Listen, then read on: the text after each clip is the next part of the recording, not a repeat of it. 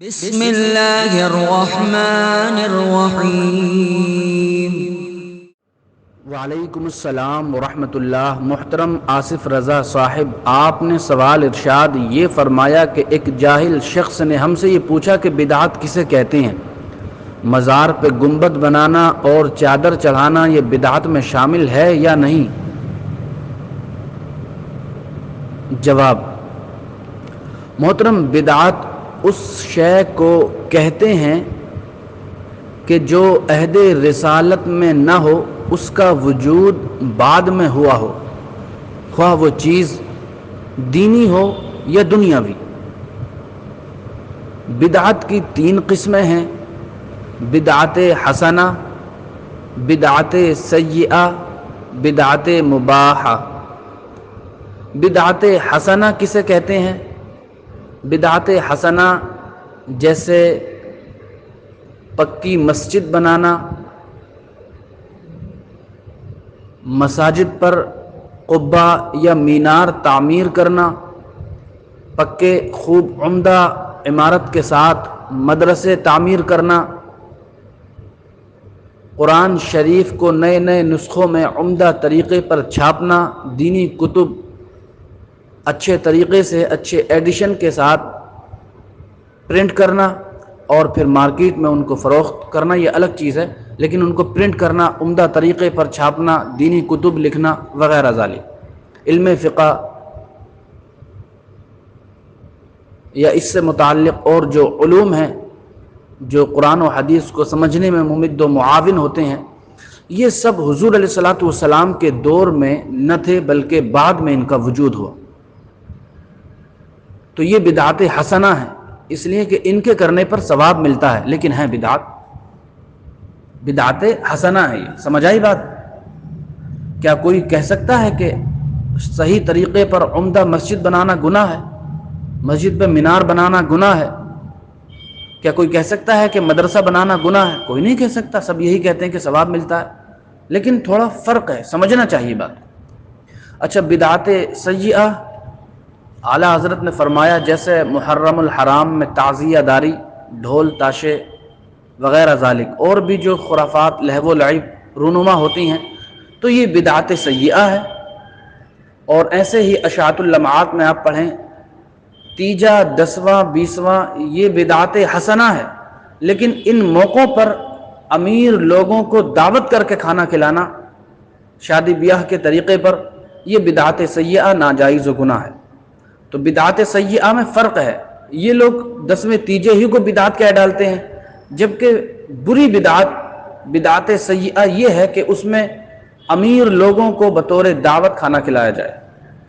غرباء و مساکین کو تو کھانا کھلانے پہ ثواب ملتا ہے اور یہی مقصود بھی ہے، سمجھ آئیے بات؟ تو بدعت سیئہ یہ جو بری چیزیں عوام میں رائج ہوئیں اور ان کو دین کا نام دیا جاتا ہے، یہ بدعت سیئہ ہے۔ جو حدیث میں کہا گیا کل بدعت ضلالہ، اس سے یہی مراد ہے کہ جو دین کے نام پر برے طریقے کو رائج کیا جائے اور پھر اسے دین سے قرار دیا جائے تو وہ بدعت سیئہ ہے اور وہ سخت جرم ہے۔ بدعت مباحہ جیسے بس، ٹرین، ہوائی جہاز وغیرہ میں سفر کرنا یا ان چیزوں کو فروخت کرنا یا خریدنا، تو چونکہ یہ عہد رسالت میں ہوائی جہاز وغیرہ تو نہیں تھے، تو اب اگر یہ پائے جاتے ہیں تو کیا ان میں سفر کرنا ناجائز و ممنوع رہے گا؟ نہیں، یہ دور کی حاجت ہے اور اسے استعمال کر سکتے ہیں۔ تو بدعت مختلف چیزوں کہتے ہیں، کسی بھی چیز کو بدعت کہہ دینا یہ غلط ہے۔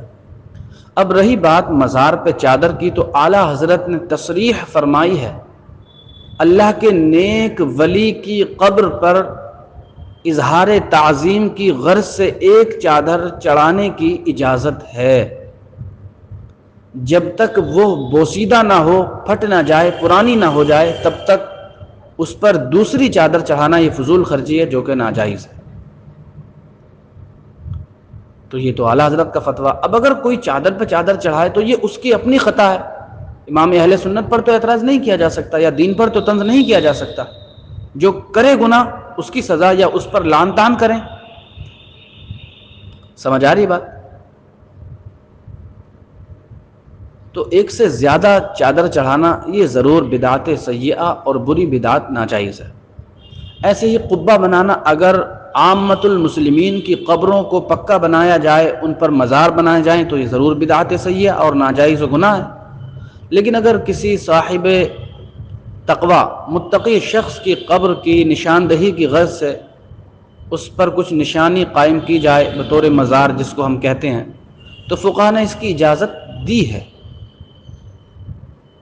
سمجھ آ رہی ہے بات؟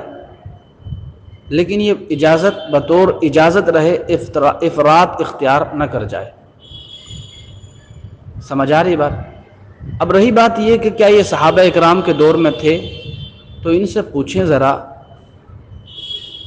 جو آج دینی کتب پائی جاتی ہیں کیا یہ تمام صحابہ اکرام کے دور میں تھی؟ اگر نہیں تھی تو پھر کیوں پڑھتے ہیں ان کو؟ قرآن و حدیث، قرآن اصل حدیث موجود تھی، لیکن جس ایڈیشن کے ساتھ، جس کاغذ کے ساتھ ہمارے سامنے موجود ہیں، کیا یہ کاغذ اور یہ ایڈیشن اس وقت تھا؟ نہیں تھا۔ تو اب کیا ان ایڈیشن کو ہم خریدنا یا ان کو استعمال کرنا بند کر دیں؟ موبائل فون تھا؟ نہیں تھا۔ تو کیا موبائل فون استعمال کرنا بند کر دیں؟ تھوڑا عقل سے کام لیں اور ہوشیاری کے ساتھ کام کریں۔ عقل چوپایوں کو دے بیٹھے حکیم تھانوی، میں نہ کہتا تھا کہ صحبت دیو کی اچھی نہیں۔ تو ایسے لوگوں سے آپ بحث و مباحثہ نہ کریں جن کے پاس سمجھنے کے لیے عقل نہ ہو۔